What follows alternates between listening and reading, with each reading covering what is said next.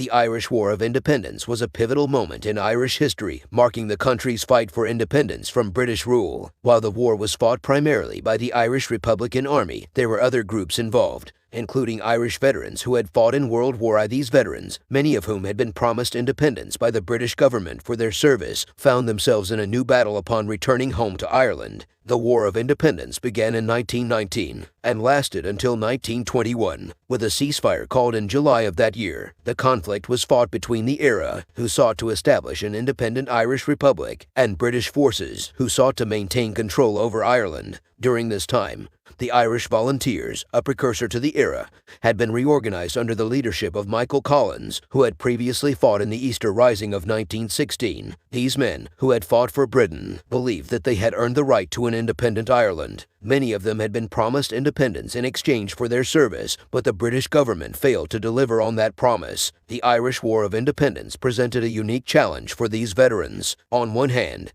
they wanted to support the cause of Irish independence. On the other hand, they were still loyal to Britain and had fought for the country in World War I. Many of them were torn between their desire for Irish independence and their loyalty to the British Crown. Despite these challenges, many veterans joined the Irish Republican Army and fought alongside their fellow countrymen in the War of Independence. One such veteran was Tom Barry, who had served in the British Army during World War I. Barry joined the IRA in 1918 and quickly rose through the ranks. He became a commander of the West Cork Flying Column and was responsible for several successful operations against British forces. Other veterans chose to support the British forces, believing that they were fighting to preserve the unity of the British Empire. These men were often referred to as the Black and Tans due to their distinctive uniforms. The Black and Tans were notorious for their brutality and indiscriminate violence against Irish civilians, which only served to fuel the flames of the conflict. The role of World War I veterans in the Irish War of Independence highlights the complex and multifaceted nature of the conflict. It also underscores the lasting impact of the war on the individuals who fought in it. For many veterans, the war had been a formative experience, shaping their beliefs and values. Their participation in the Irish War of Independence reflects the continued influence of their experiences in World War I. In the end,